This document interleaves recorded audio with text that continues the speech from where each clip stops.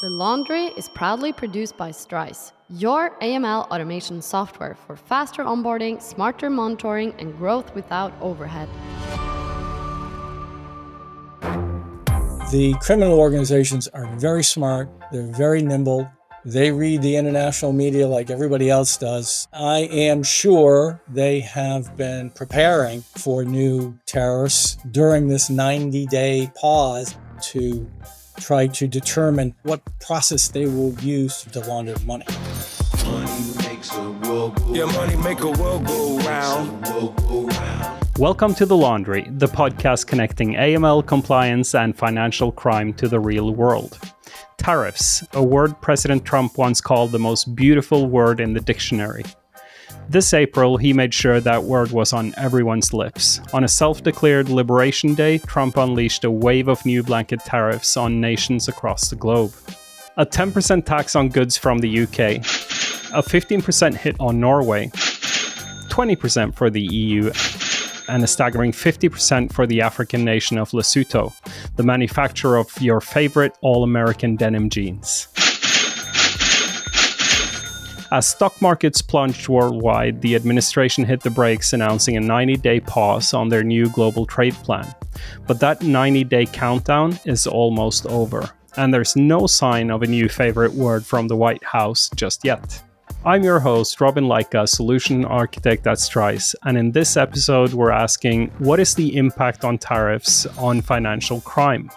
We'll be discussing the immediate impacts of tariffs being introduced, the long-term effects of tariffs on dark money movement, and why do trade wars matter in the real world.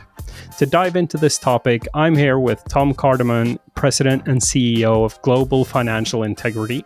Tom leads a prominent Washington, D.C. think tank focused on illicit financial flows, corruption, illicit trade, and money laundering. He has delivered policy remarks to the UN, the OECD, and has testified before the U.S. Senate Committee on Foreign Relations.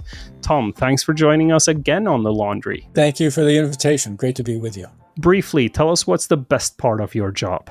I don't know if there's a best part. There are many wonderful things about it. I think the first is to work with such dedicated professionals, not only here in Washington, but across the globe as well. We have projects in Africa and Latin America, partners in both continents. So interacting with these very smart, very dedicated people on a daily basis is just a terrific way to spend your day.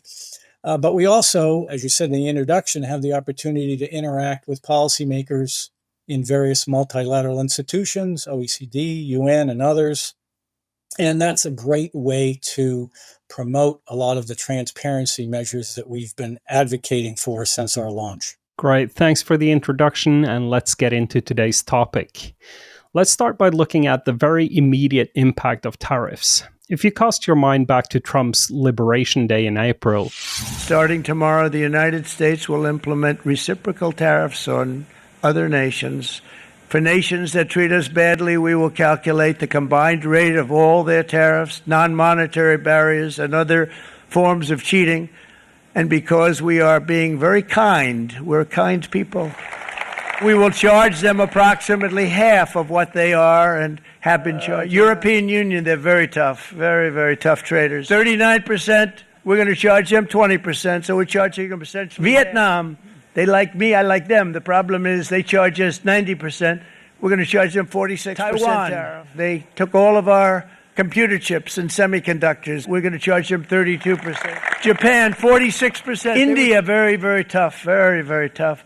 You're not treating us right. They charge us 52%. What were your first thoughts when seeing this list of countries with the tariff percentages beside them? It seemed chaotic to me, actually, to have this sort of across-the-board massive amounts of increases on tariffs on all products coming from a particular country. It is very much against the grain of way tariffs are meant to be used. They're meant to be used in a very precise way to protect domestic markets or what have you, prevent dumping of different products. But tariffs are not meant to just impose without apparently much thought. So confusion and chaos was my first thoughts. Yeah. I remember most of the discussions I saw was that the numbers seemed just so arbitrary. There were no real thoughts behind it. What was the general reaction in the GFI office, your colleagues and peers? I think it was somewhat the same. It just seemed like there hadn't been a lot of thought put into it. The word tariffs, as you said in the introduction, was obviously front and center during the political campaign last year. So the administration, I think, was under some sort of self-imposed pressure to make gains on this or implement some sort of policy to demonstrate to the American public that he was true to his word. He was going to implement tariffs on all these countries. And they did so, but in a very sort of haphazard way. What are the immediate ways in which tariffs can impact financial crime and the movement of money? Tariffs provide many opportunities for transnational organized criminal groups to sort of leverage the system, sort of an arbitrage effort, looking at where tariffs are the highest and where they can get most return on their activities, their money laundering activities. So one opportunity would be to move goods from a very high tariff country to a lower tariff country. One example would be China exporting goods through Vietnam that would then come to the United States.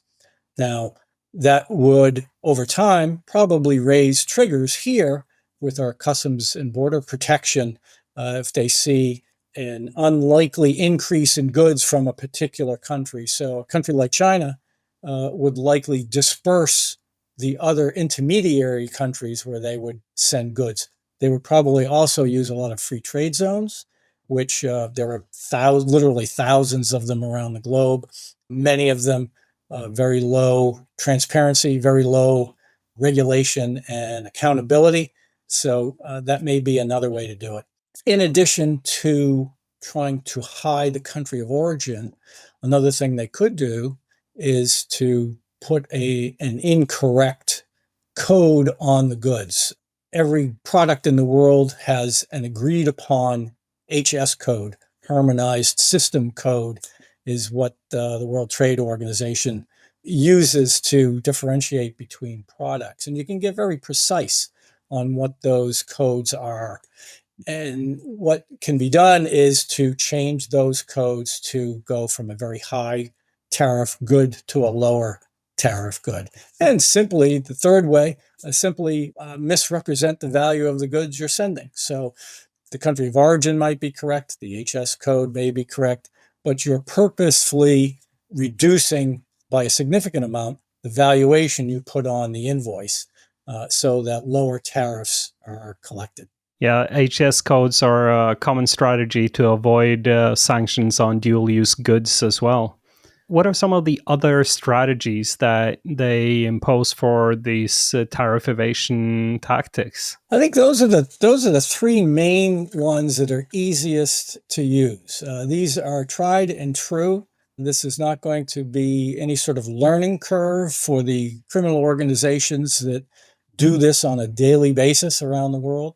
But I think this is going to be a very simple process for them as the new tariffs get implemented. Yeah, and with that, you said that it's tried and tested. How quickly can they get these evasion routes up and running? I think these evasion routes are always up and running. And the criminal organizations are very smart. They're very nimble. They read the international media like everybody else does. So they have a very good understanding of what's coming down the line. I am sure they have been preparing for new tariffs during this 90-day pause that's been implemented.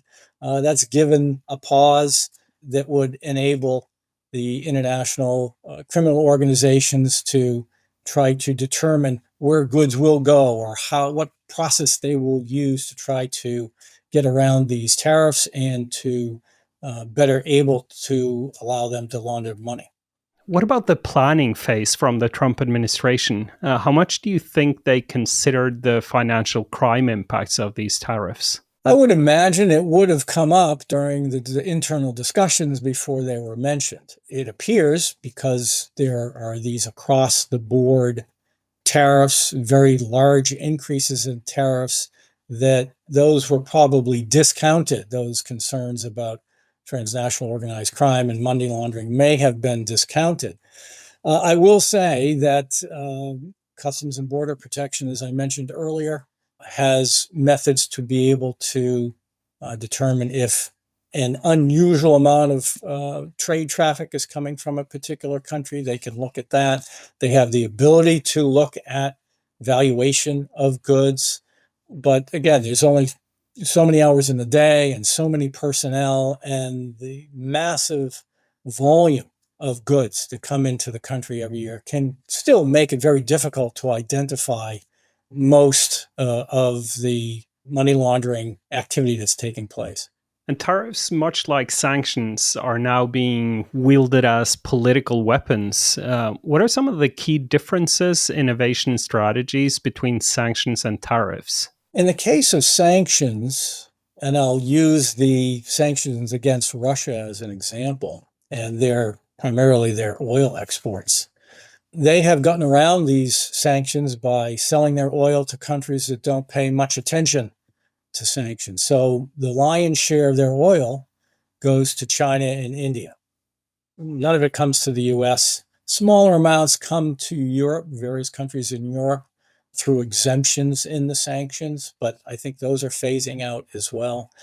So to get around the sanctions, the Russians have built 600 oil tanker fleet, so-called the ghost fleet, because a lot of these ships are flying flags of convenience and are old, and ownership is unclear for many of them. And so that's the process they use to get around sanctions. Tariffs is different and will directly affect the United States, because so much of the goods that we do import will now have increased tariffs, which will increase the likelihood of organized criminal activity becoming involved in trade with the United States. And when a country faces both heavy tariffs and heavy sanctions, how does it affect the grounds for illicit financial activities? Well, it just exacerbates it. Anytime you give criminals an opportunity to evade sanctions, to launder money, to evade tariffs, they will take that opportunity. They are in the business to make money. And whether it's through the trafficking of weapons or narcotics or people for that matter, or whether it's a money laundering operation, they are in the business to make money, and they will figure out a way to do it, whether it is related to sanctions or tariffs or both. Could you say anything about which countries or economies are the winners in such a trade war? In one sense, I think China is going to come out as a winner in this trade war, because what it has forced them to do is to figure out where they can sell their products if they're not going to be shipping them in the same volume anyway to the United States. Some of that trade will continue, but if that gets reduced by a significant amount, they will just find other markets that they had not focused on earlier. For example, they are a major producer of electric vehicles now, and they will likely try to find markets throughout Asia, Latin America, and Europe for those automobiles. They produce, as you know, all types of products, from shoes to computer chips. They will just find other markets that will diversify their revenue stream, and they won't be necessarily as dependent upon the US market as they once were. And it was reported by Goldman Sachs, or an estimation in 2023, that tariffs evasion in the US totaled to 110 to 130 billion US dollars. And that was before the Liberation Day. Who's getting their share of this money? I don't know that it's money that's ending up in someone's pocket. I think it's more of not having to pay a particular tariff. So it's not necessarily that someone's income on the balance sheet goes up, it's their expenses go down. And I think in that respect, it can be equally helpful. Additionally, if the purpose of evading tariffs is to launder money, it makes it much easier to launder funds as well. Yeah, it's not like 130 million go into the financial crime system, but a lion's share of this will feed into the enablers of tariffs evasion. That's right. That's exactly right. So what we are likely to see as an increase in money laundering, an increase in tariffs evasion, an increase in illegal activity in the US and elsewhere, because these systems are all integrated. So if you are able to launder money more easily, it makes things like drug trafficking that more enticing for the criminal organizations. So that may likely increase in the US as well.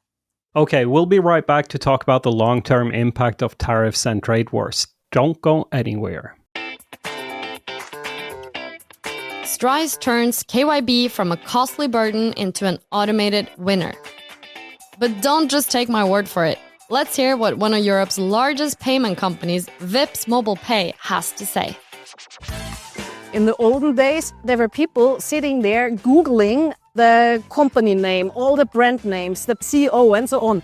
I think they used more effort into the process than evaluating the outcome, and that's what I'm looking for.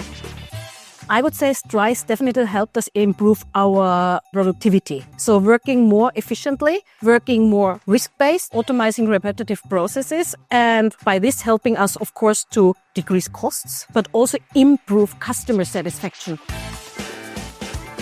Being able to make low-risk decisions automated without long waiting times, that's of course extremely important. Strise, one tool that works in all our markets, that we are able to collaborate, to have streamlined processes, to have optimized processes, to have one tool, one source of truth that is collecting all the input from a lot of other sources, so you don't need to open 3 different tools, but everything consolidated one place. Either you are part of the scalable automation game and work risk-based as everyone else, or you will not survive the competition. Strise is really helping us realizing those ambitions and goals.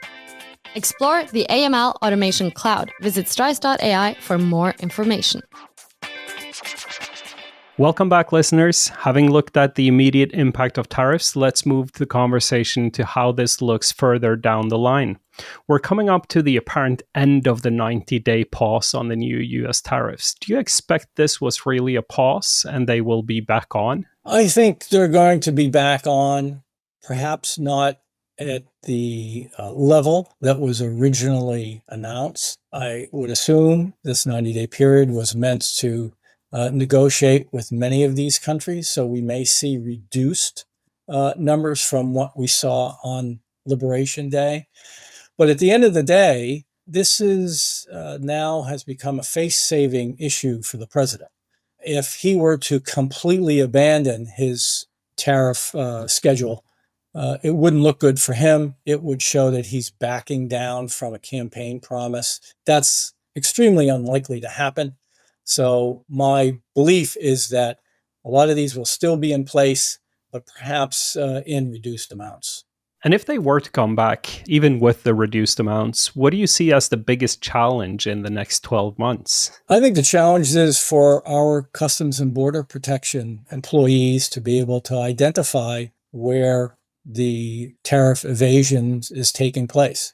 Again, we talked about the methods earlier, whether it's country of origin or it's HS codes or it's valuation.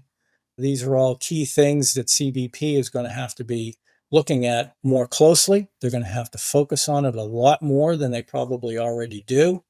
The Justice Department is going to have their hands full because the more cases CBP finds, the Justice Department is going to have to address those from a legal perspective, a prosecution perspective. So I think it's going to create a lot more work for various government agencies to respond to the likely increase in criminal activity.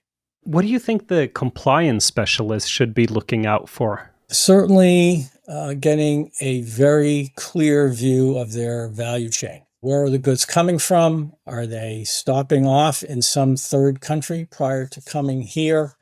Are bribes being paid to various officials to evade tax or evade tariffs? So any importer is really going to have to be very confident in their supply chain that things are going correctly, they're following the letter of the law, and there's no effort to evade tariffs in any way. Because the importer will be susceptible to criminal charges if they're seen as having facilitated efforts to evade tariffs. Yeah, and perhaps much like training their customers as well to understand that they might be selling dual-use goods, they probably need more training in to identify potential tariff evasion and also their customers' responsibilities in this regard as well. That's right. That's right. If you're going to be importing goods from outside the country, you as the purchaser of those goods have to really be clear that the systems are tight, following regulations, and that you can't be seen as assisting any efforts to evade the tariffs. Yeah, it's an interesting aspect. I've had industry peers tell me that their customers are annoyed with them because they're trying to tell them that the goods that you are selling are perceived as dual-use goods. You need further documentation. Yeah, in this new atmosphere, I think the more documentation you have about a particular product you're importing is always going to be to your benefit. It's going to take longer. It may be annoying that you have to do it, but we're in a new atmosphere now. We're in a new world. And if you really want to protect yourself against any sort of potential legal risk, the more paper you have backing up what the product is and where it's come from and who's handled it in between manufacturer and delivery, the better off you'll be. What about the small businesses in this? How do they navigate these tariffs, and what kind of unique crime risk do they face? I don't know if it's unique. I think it's similar to the larger organizations, larger companies that are importing goods. If you're importing goods, regardless of the size of the firm, you really have to understand who's handling it between manufacturer and delivery. And are tariffs paid when they should be paid? Is the delivery trail clear and transparent? Can you, as the importer, say, well, we knew on date X it was here, date Y it was there, and then it arrived? You have to be very persistent in documenting everything you can about a particular shipment just to prevent any sort of legal risks. And do you think we'll see more business owners choosing to evade as a necessity to keep operating? I think you will see a little bit of that. I don't necessarily think that most operators are likely to go to sort of an illegal operating procedure to stay in business. I think especially for the smaller businesses, if your revenues are really adversely impacted by the increase in tariffs, as with any business, you try to have a balance of increased pricing, better efficiency, many methods you can use to try to, keep your head above water. But there is the possibility, especially again for smaller companies, that some companies may go under because of these new tariffs, because they don't have a different way or different source for the goods that they are importing. And it's easy for us that work within this environment to we think about this every day. But for a business owner, if their vendor were to suggest a new trade route through a different country as a workaround, so to speak, which is a common tactic in sanctions evasion as well, then I think it's difficult for business owners to understand how easy it is to kind of stumble into illicit activity.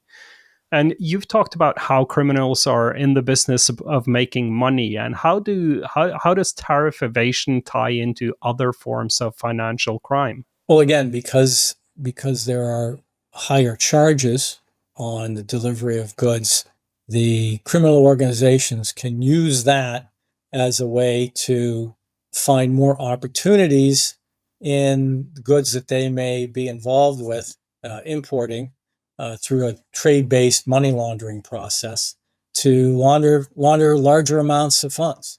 It provides more opportunity for the individuals and organizations that are already inclined to do something illegal.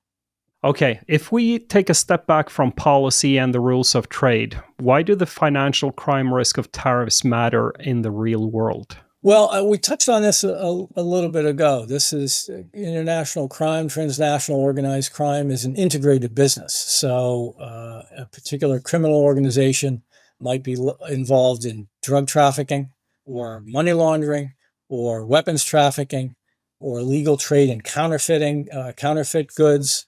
This is a multi-trillion-dollar business, if you want to use that term. And as that business grows, it has an increased impact on individuals on the street. If drug trafficking increases, you will notice that in your neighborhoods. You will notice that on the street. There will be a larger number of individuals who are suffering from drug addiction. So this is a sort of a very much a trickle-down process to where individual people can be suffering because of this increased ability to launder money and to facilitate additional criminal activity. Before we end this episode, we're going to dish out some quickfire questions for you. And remember, quickfire, short answers only. Okay. Are you ready? Yes. Are we entering a new age of tariff wars? I think we absolutely are. Yes, I think there will be counter tariffs on our goods, and that will create an increasing tariff war process. What's the most common red flag for tariff evasion?